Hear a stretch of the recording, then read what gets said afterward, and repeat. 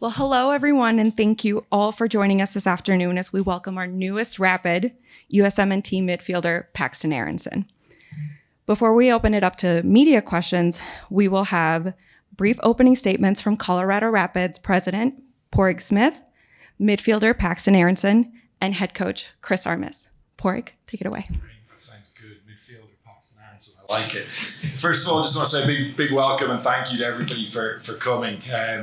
Huge thank you to UC Health for hosting us here for this massive occasion for us as a club.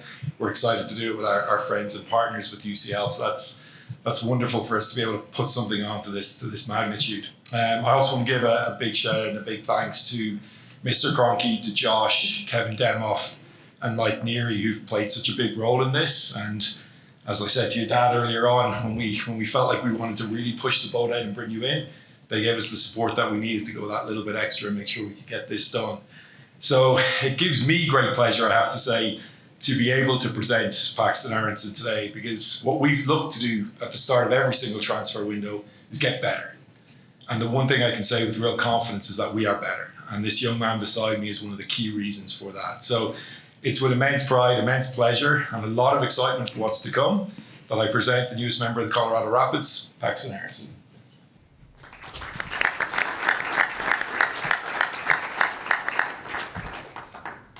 Go ahead.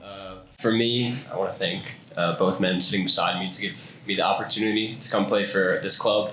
I think when I first spoke to them on the phone, my dad was also on the phone, I felt an instant connection. And after that, it really got me thinking about my future. And then ultimately, it led me here. So I want to thank both of them. I want to thank the club as well to lead me to this opportunity. I'm really excited to be here and get started in front of the fans. What a day for our club. I would like to say a quick word to Paxten. Long in the distance, maybe you ever fathomed being a coach, but I can tell you this, that if you ever become a coach, you'd be on the hunt, on searching around the globe for a guy like you, that plays with the intensity, the joy, the love for the game, the energy that player was. You'd be on the hunt for a guy that is the ultimate team player, that puts the team first in everything you do, that runs for the team. And I'm sure you'd be looking for a player, because I know your DNA, you'd be looking for a player that attacks, that everything you do is about scoring goals. And if you don't have the ball, it's going to be a relentless pursuit to get that ball back. So I'm the lucky one for now that gets to coach a guy like you. But on behalf of my players, our organization, my coaching staff, we are just honored to have a guy like you join us, and really grateful that you chose us, the Colorado Rapids, as well as your family. We're thrilled that you're here with us. And as much as I know this guy right here is going to empty his tank to deliver for our club, I can guarantee you and promise all of you we're going to empty our tank to help you in every way. Thank you. Well, Braden Norris, go ahead. Braden Nurse with Denver Post. Paxten, good to meet you. Poor Chris, good to see you guys. Paxten, I'm not sure how much you're on social media these days, but to put it nicely, I think the reaction has, outside of Rapid circles, has been puzzled. The Rapids, the club put out something funny about it last night. But just to give you a chance to comment, just why Colorado and why now? Yeah, I think it's a unique time in my career. I'm not on social media a whole lot. But like I said before, the two guys sitting next to me, I think, presented an opportunity and a project to me that at this point in time in my career, I think it's something different. And I think it'll challenge me as a young player to come into a team, to fight for trophies, to get better in roles and aspects maybe Europe can't give me. I think that's the main thing that attracted me to it. Coming to a team, being a presence to try to win trophies and make myself better and also everybody around me. Hi, Paxten. Welcome to Colorado. My name's Matt Pollard. I write for Burgundy Wave. I also do a podcast called Holding the High Line that you're the two gentlemen standing next to you have both listened to and somehow still want to talk to me. Pádraig, there's been some confusion, not necessarily about Paxten being a DP, but about the roster build and everything. Can you just confirm where we are in terms of 2 versus 4 DPs and U22 and who the U22s are. And then Paxten, I assume there's some agent overlap, some USMNT guys. I'm pretty sure Keegan and Zach would have left Philadelphia by the time you would have arrived. Who do you have relationships with on the club, and what are those like? Thank you. Yeah, I actually have a pretty good relationship with a lot of guys through the various youth age groups of the national team, with Yappy, who's with me in 2 camps at the U20s. Cole Bassett came to a lot of Olympic camps with me. Josh was at the Olympics with me. Zach, I was just with him at the Gold Cup. It was short-lived for him, unfortunately. But yeah, got along with him well. And then guys like Reggie Cannon, Keegan, like you said, I never actually got to be with him just because I was younger, but I always used to watch him when I was at the Union. So coming into a locker room like this definitely intrigued me as well, what these guys have done to kind of build a kind of U.S. men's national team kind of exciting group in Colorado. I think it's unique. You can't say a lot of MLS teams have done that, so it definitely intrigued me. And yeah, I'm just looking forward to coming into a locker room where they welcome me. Yeah, our stuff, it's a little bit more boring than listen to that. We've moved one of the U22s off, so Josh is going off that at the moment. And then we're expecting Kevin to sign in Europe imminently, I would say.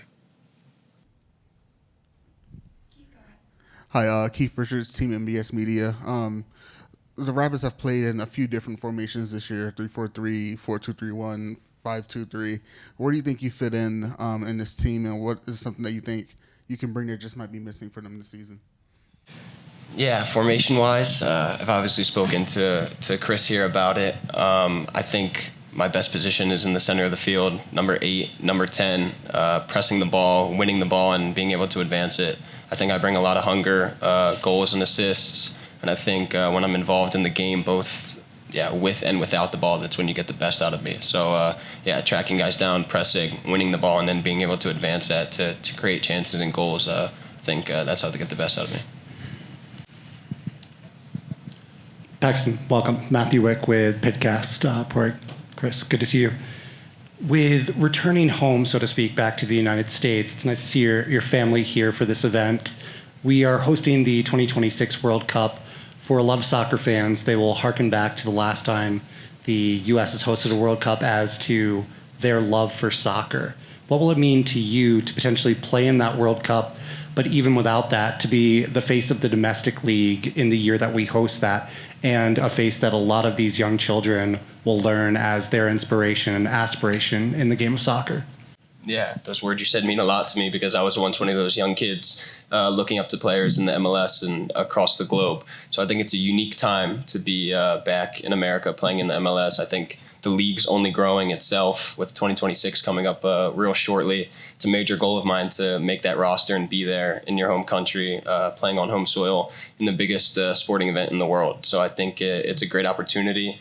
I think, like I said before, I can really grow at this club on things that I can work on and hopefully be on that roster. You haven't been gone from MLS for too long, but in the time that you have been gone, there's been a lot of international greats that have come into the league in that time period. What are your views on where the league stands right now, and where do you think you can take it being a young domestic player? Yeah, like you said, I haven't been away too long, but when I was here, I still thought the level was good, and I know that it's only gotten better. Like I said, when I look at my close friends, guys like Jack McGlynn, Quinn Sullivan, who have stayed in the league, I was just at national team with Jack McGlynn, and he's gotten levels better than when we were 17, 18. So he's continuing to improve his game, like I know I will here in this league. And like you said, it's a huge honor to kind of be the start of something special here in Colorado, and I take that kind of pressure of wearing the number 10 and being a big player, and I think I can embrace that and grow as a player and a person. Questions for Chris and Pádraig. Chris, in your time either with Red Bulls or with Toronto, did you have any awareness of Paxten coming out of the Philadelphia Union Academy? And then Pádraig, you had made some statements that maybe you were going to use the money in a different way from the Georgi Mihailovic transfer, and I think some fans were pleasantly surprised to see the team go all in on one player. What kind of led to that approach being a little bit different from how you've approached it differently, say, chunking up the money from Moise Bombito last year? Thank you. Go on, you first, Chris. Yeah, listen, Matt, it's an easy one. Of course, I knew of him and his brother and the Philly Union, what they were doing with development and the academy. So, yeah, it was easy to spot him on the pitch. This is an easy one. Yeah, I think from our perspective, when you when you look at improving the roster, you're never going to shut off any avenue at all. And I think initially our thought was that we could go out and maybe look at one or two different players. Sometimes though, market opportunities present themselves that are just too good not to go after. And that was the case here, that when we first became aware that not only was Paxten possible, but that Paxten was actually really interested in coming, this was something that we knew we had to go all in on, and we had to push the boat out on. And it was more than we intended at the start, but ultimately that's the good thing about this organization. We were able to go to ownership, make the case that this was a young man that we could build around. This was a young man that fits the game model that we like to play absolutely to a T. And then on top of that brings a real level of class, European experience, international experience. You know, these types of players and the opportunities to bring these types of players in at such a young age, it's not very common. So when that opportunity presents itself, you have to go out there and grab it. And that's what we did. And we're incredibly excited about it. Paxten, obviously in Europe, ramping up for the preseason and for the season. You find yourself now in a playoff race. Just how do you feel physically, and what are your hopes for the rest of this short season that you find yourself in? And Yeah, it's a little bit different, like you said, joining in the middle of the season. But I think I did a good job in the preseason, just getting fit. We had a lot of games, long time with the national team, 42 days, which weren't easy, and the trainings and the travel and stuff. So I feel fit, physically, all good. And yeah, I think it's kind of good to just jump right into things. Gets the best out of me. So I'm looking forward to the rest of the regular season and, yeah, playoff push. Pádraig, are you happy with the window over in the end, even if maybe it was a bumpy road on the way to get there? And Paxten, have you had any conversations with Mauricio Pochettino in the last, we'll say, 2.5 days? I mean, no, I have not. Yeah, no. 2.5 days. We've made him travel 10 hours across the globe and sign a lot of documents. He hasn't had much time. We're thrilled with the window, to be perfectly honest with you. You know, I think as I said at the outset, when you go into any kind of window, you want to get better. That's what you're ultimately out there to do. We knew, obviously, with Cheeto quite early on that was going to be happening. So we knew we needed to go and bring in reinforcements in the centre back area. And I think when you have the opportunity to bring in somebody like Rob Holding, who has done what he's done in the game, played at the very highest levels with Arsenal, won trophies with Arsenal, and brings a real level of experience and class to that group, we were really pleased to bring him in.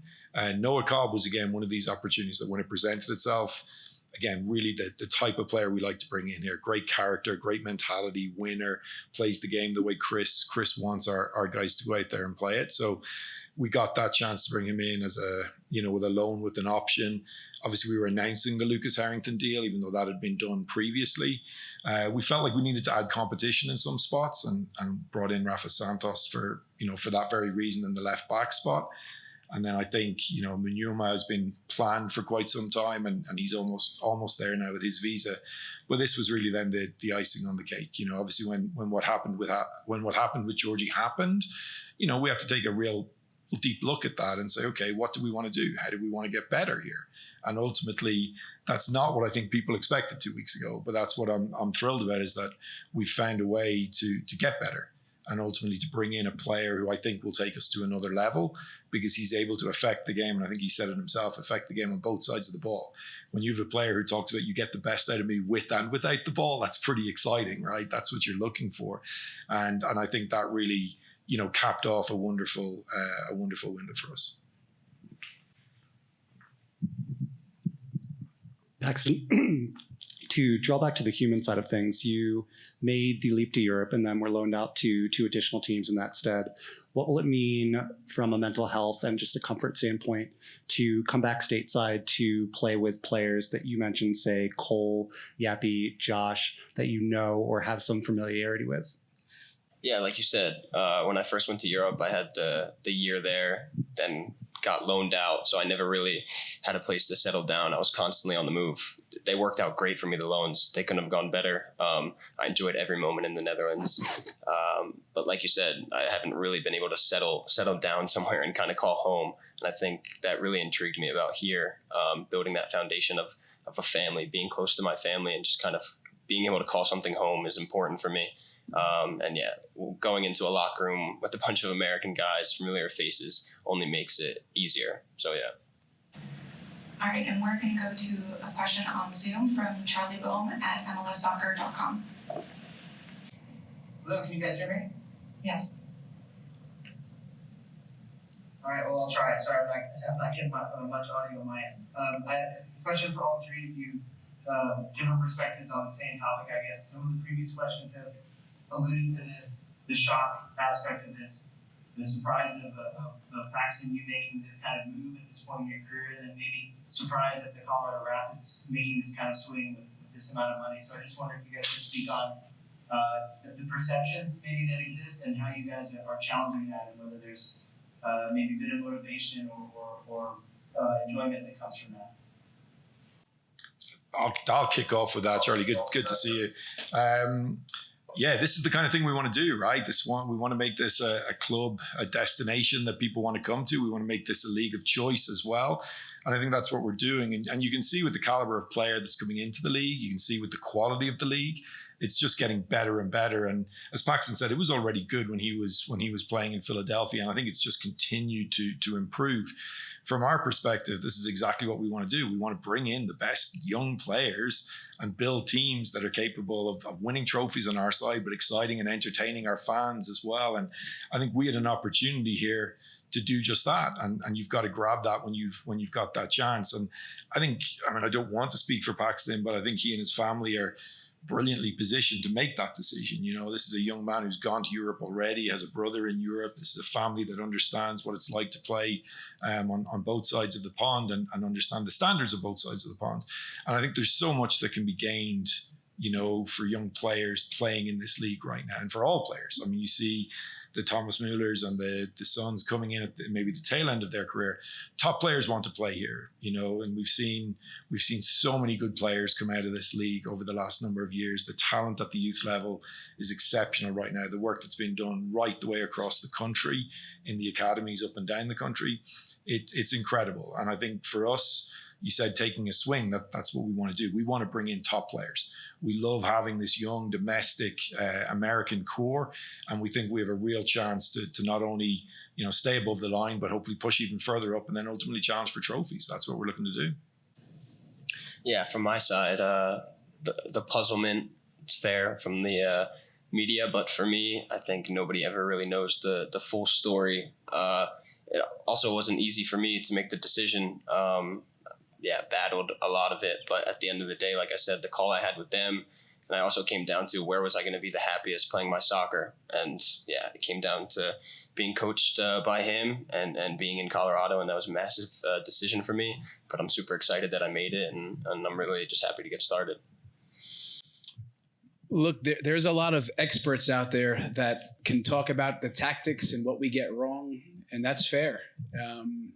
What's unfair is to make judgments and have, for me, outlandish opinions on what's best for a young man. This is what goes on, and this is what it is these days, and we have to accept that. But if we're being honest, I think the United States and MLS should celebrate moments like this, where our best young players want to come play in our league. For me, it's not baffling or confusing at all.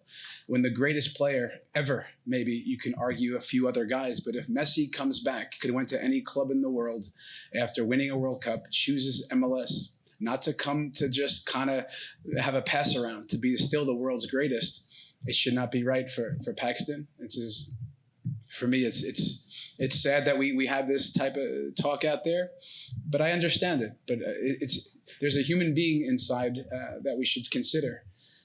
But if Almiron comes back and Paxten comes back and the top talent that we have, our league is great. Guys are developing. He mentions the Jack McGlynn's and the Quinns and Sullivans. We should celebrate this day, and we should get excited that we get to see the best young talent that we on display. So for us, it's something that we're thrilled about, and we're celebrating this moment. As an American fan of the game and a guy through and through in my blood, this is something to celebrate. Right, and we have a few more questions in the room. Go ahead. Chris, obviously culture, personality, big things for you. Just how does Paxten fit into the culture, and what stands out to you about his personality? Look, we say it, and I say it. I don't take it lightly that this chair is not an easy one to get into. And we say that the doors at the Rapids are not easy doors to get into. And we're selective. And these guys in the recruitment policy around here, we're very selective on who we bring and kind of like who we want in and allow in to this circle. It's a special group that we have going. The transfer window has been great for us, in my opinion. So yeah, when you get to know him a bit from the DNA with the family, Brendan, who I've been around, but when we just talk about him for a second, you can just watch the player and all the things that we value around here. For me, all the things that make great athletes great and good people good, this is what we have here. So yeah, it's a perfect fit. And I think it's his play will do the talking of what a real player is, a team player that plays for the joy of the game, which sometimes gets lost these days. But yeah, we're excited to get him going. Got to get him into training tomorrow and get ready for a big game on Saturday. Paxten, it was mentioned about bringing young domestic talent into the league. Specifically, the Rapids have a very young core as well. Was that something that attracted you to this team, and if so, why? Yeah, definitely. I think when I look around just the Rapids locker room, a ton of American guys where, like I said before, it's not so common in the MLS as it is for the Rapids. And I think it drew me into, like I said before, calling a place home. When I can go to a locker room with a lot of familiar faces, kind of like young guys with the same ambition to get better and help the league grow, I knew it was going to be a perfect fit right away. Paxten, what's one thing in the last year that you feel you've got better on? This could be on the field, off the field, leadership, throw-ins if you want. And then what's one thing that you want to improve on before the end of this MLS season? Yeah, so it's not throw-ins. Definitely not throw-ins. But yeah, the one thing I've improved on is just my ball winnings and tackling and being able to back press. I think that's what I grew on a lot in Utrecht and in the Netherlands, and that's helped me a tremendous amount in growing as a player. I think person-wise, I've kind of just identified me and myself, knowing myself better. I think that goes on with everybody as they live life. But yeah, I've enjoyed that part of it, and yeah, that's it. A bit of a twofer, which you're used to by now, Pádraig. How quickly did this deal come together? Did you have time to put a stop order on the Rapids Don't Spend t-shirts? And then what sort of an asset is Chris's reputation as not only being a player's coach, but particularly being a player's coach for young players aiming to make their name or increase their status of play? Chris is a huge part of this, and I think it's one of the things that we identified when we were looking for a new head coach. We wanted somebody to come in who was going to be able to connect with the players. It's something that I think can be overlooked, and yet I think Paxten would agree was a big part of Paxton's decision-making here. When we hired Chris, we knew he was going to bring just a ton of positivity, and he was going to come in with an attitude and a desire, not just a willingness, but a real desire to connect with his players and to treat each and every individual player as an individual person and trying to help them, get better and ultimately fulfill their ambitions and their dreams. And that's something that resonated really strongly with every one of us that was a part of that hiring process. And I think it's borne out over the course of Chris's time here so far.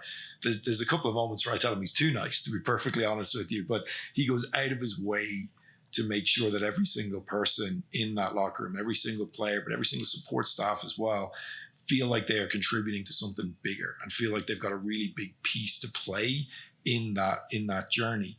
And I think that can't be overlooked in this day and age. Like, it's so important to be able to identify, to relate, to have empathy and to be able to connect with your players. And I think Chris does that better than anybody that I've been around. So that was a really big part of this, a really big part of I think what Chris brings to the table, and I think a big part of what hopefully steered Paxten in our direction. In terms of the time it took to come together, it's kind of hard for me to say now. It seemed to come together both incredibly quickly and slowly, to be honest with you, at the same time. I mean, I think it was probably 2 weeks in total. We've probably been talking about it. Haven't really slept in the last 48 hours as we've got closer and closer to the deadline. So it's been a challenge, and I think that's something that it's fantastic. It's exactly what we want to be a part in. When you get into a deadline day or the couple of days before that, you want to be looking to bring in players that are in demand, because it speaks to that player and to the talent of that player. And look, none of us is going to sit here and say we know what the future holds or that we're perfect decision makers or anything like that. But you do get a lot of comfort, and validation from the fact that you look at who else is interested in this guy. And you're like, okay, we're up against some big teams here.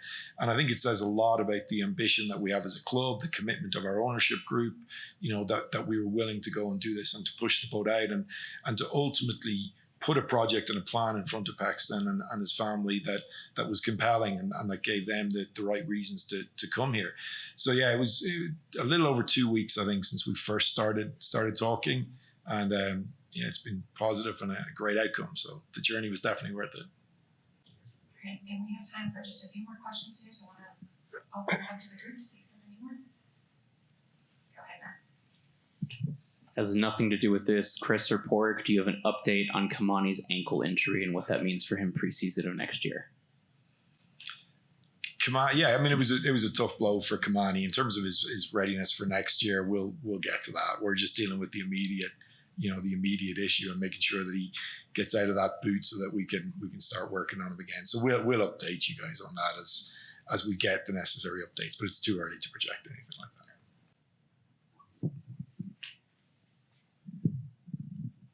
Paxten, I know you're just getting here, but just curious if you've had any opportunity to check out the game of Hoffenheim and what are your thoughts on him as a player? Yeah, well, I saw what he did this past weekend. So obviously an incredible player. Spoke to coach here about him as well. Just I see that he's a handful for every team in MLS, and he's a guy that I'm really looking forward to linking up with and hopefully getting a lot of assists from. Also, guys like Yappy. These two guys are just handfuls for MLS teams, and really looking forward to kind of distributing and getting behind these guys. Chris, with so little time left in the season, what's the challenges and what's the plan of or process of getting these guys integrated, like Paxten, Rob, Rafael Santos, Manyama once he gets here, just with again so little time left in the season? Well, we think we have a lot of time left in the season, but it's the regular season and it's the postseason that we're chasing. So, listen, as always, it's always about seeing the players I have available, and this is going to get interesting. Really, this is what every coach wants.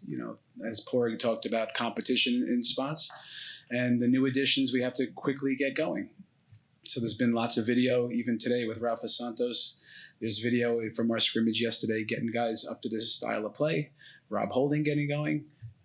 Paxten right into the fold tomorrow. And then my job with my staff is to put guys in the best positions that they're comfortable in and they can deliver and spots that's best for the team. So as mentioned earlier, we've played some different systems this year. Our principles and behaviors do not change.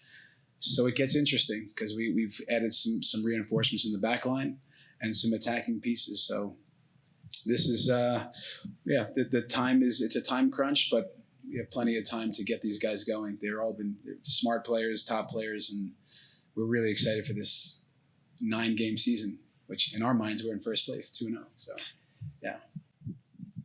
Hi, Paxten. Connor Cape, Altitude Sports Radio. You just mentioned that you got to watch a little bit of Hoffa last weekend. How many Rapids games were you able to watch leading up to this, and what did you see? Yeah, to be honest, with the time change in Europe, unless I was up till 3:34, didn't get to catch a whole lot of them. But actually, when I was back in the U.S., just during the Gold Cup and just back in the summer, I constantly had MLS games on. And it was actually, funny enough, watching Colorado Rapids game with my dad just late night. I think it was 11:30. And we were like, wow, pretty good atmosphere in this in the stadium. But didn't get to watch a whole lot. I rewatched the Atlanta game. And yeah, I liked what I saw. And like you said, Navarro's a great player, and I'm really looking forward to playing with him. Do we have any more questions for the group? If I may, maybe go a bit off script, but since your family is here, you are not only entrusting your son to a club, but also to a community. Is there anything that you would have Denver and the Rapids know about Paxten and the best ways to support him?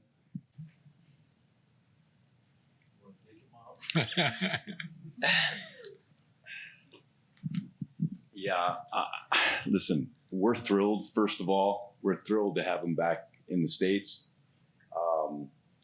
I think Paxton's going to bring, a humble leadership to the team. And I think, if you've read or you know anything about Paxton, he doesn't like the spotlight. And I think he's just going to fit in perfectly with the city, with the team. I think it's a perfect fit. When we were talking just about everything, I said, Denver's a great city, great sports town. It's just a wonderful place. And I have an office here, so selfishly, this is really good. And I don't visit the office much, but now they're going to see a lot of me. It really fit like a glove for us, and we're all thrilled. The whole family's thrilled. Half of his family's on the West Coast and half are on the East Coast, so it's perfect. I think he's going to love it here. I think the community is going to love him, it's great, wonderful. We're thrilled. We're gonna have to get you a seat up here, Rusty. Like, I have to change the protocol here.